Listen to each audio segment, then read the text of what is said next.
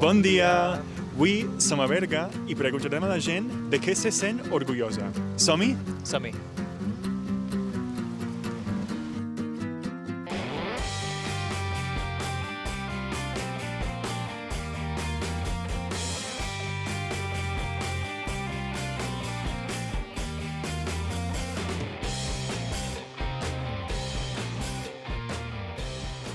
De què se sent vostè orgullós? Potser de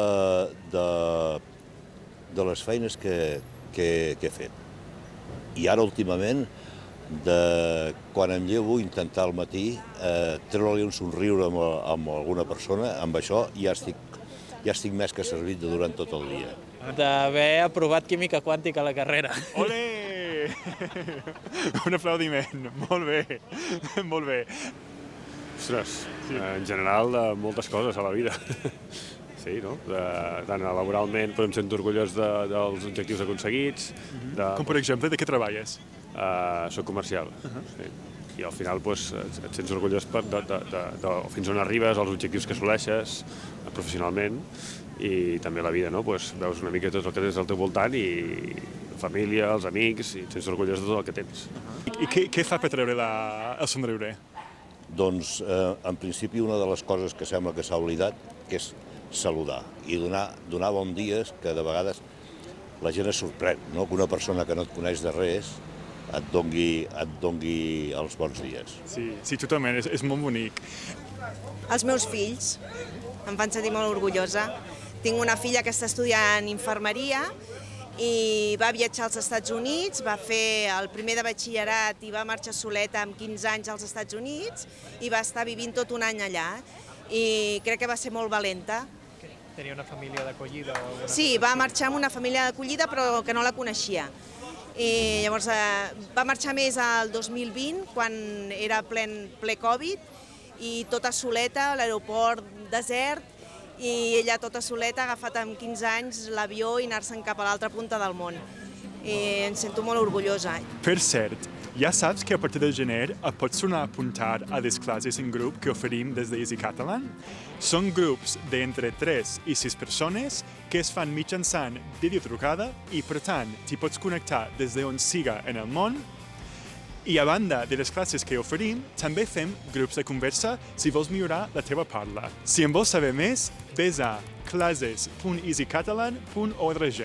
Llavors l'altre fill, que és més petit, doncs és un nen molt extrovertit, que li agrada, té molta facilitat de conèixer gent i li agrada molt la natura. I em sento molt orgullosa de que tingui aquesta vessant de tanta passió per la natura i pels animals i pel medi ambient, i em sento molt orgullosa d'ell. Un esperit lliure, li agrada molt rondar. Exacte. Són totalment diferents, però en la seva vessant, doncs, tots dos em fan sentir molt orgullosa. De què et sents orgullosa? De la meva filla.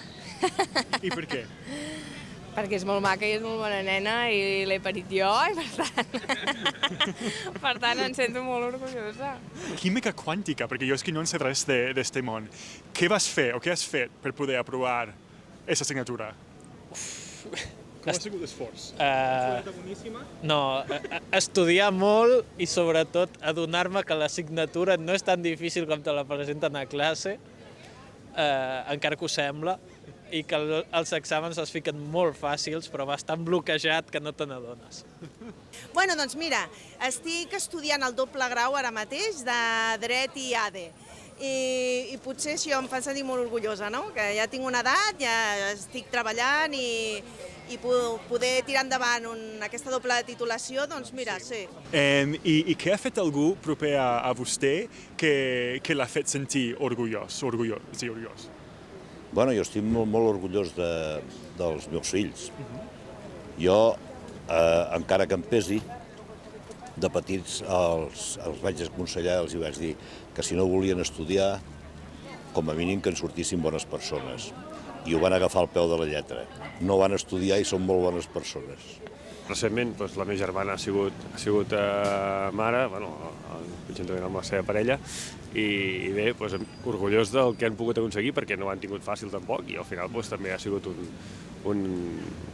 una part de la vida dura que s'ha convertit en algú molt bonic i molt maco al final, no? Sí.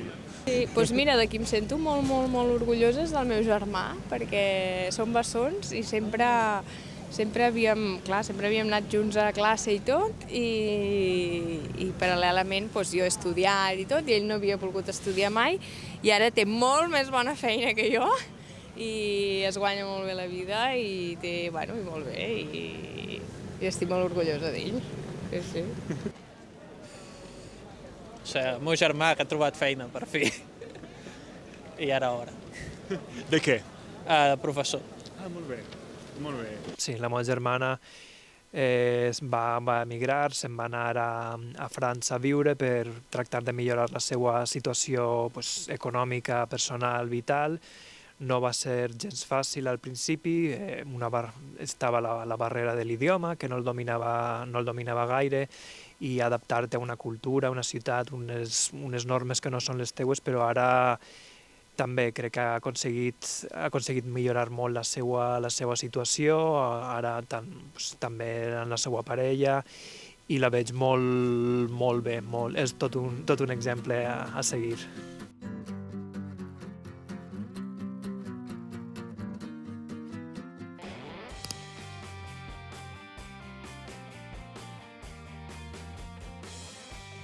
Ostres, tu, quines preguntes més profundes, no sé. Jo estic molt orgullós d'un període que vaig estar, perquè vaig estar treballant 18 anys en una mina de carbó i vam fer algun període amb el qual es va fer algun acte reivindicatiu, el qual va sortir molt bé pels treballadors.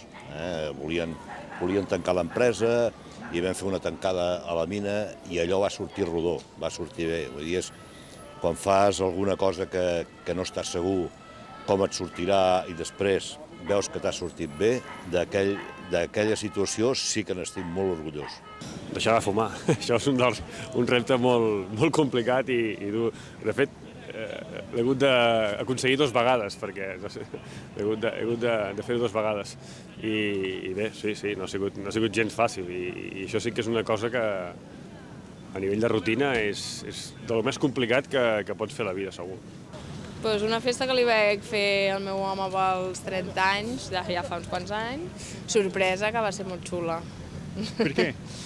Perquè va venir molta gent del col·le i gent que feia anys també que no veia i això, i vam poder reunir bastanta gent i va ser xulo. A veure... doncs mira, també he sigut regidora d'un ajuntament, de l'Ajuntament de Cercs, i vam recordar unes lluites que vam fer al poble per construir un nou poble. Quan van construir el pantà de la Baells, s'havia de desplaçar tota una comunitat que vivia en aquella vall, que era Sant Salvador. I els polítics d'aquella època el que volien fer era transportar-los tots aquí a Berga. I amb una lluita que van fer els veïns van aconseguir agafar totes les indemnitzacions que donava l'anterior ministeri i construir un poble nou, el que ara es diu Sant Jordi. I per commemorar aquella data vam organitzar una sèrie de xerrades, d'actes de celebració, i vam fer un audiovisual per recordar tota aquella gesta tan important.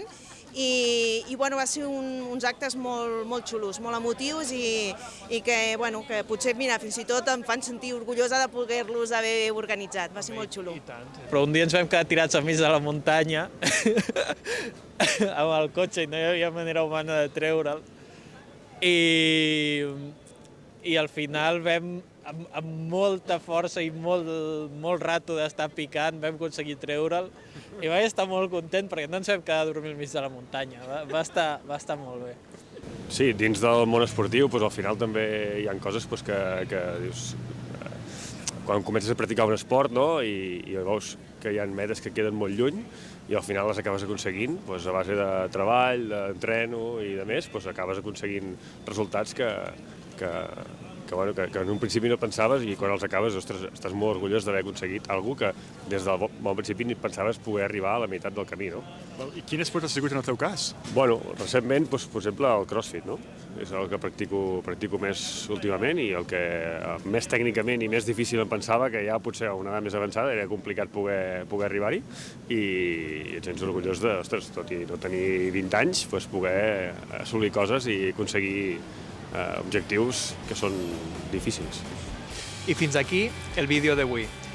I tu, Matthew, què et fa sentir orgullós? Uf! Breument.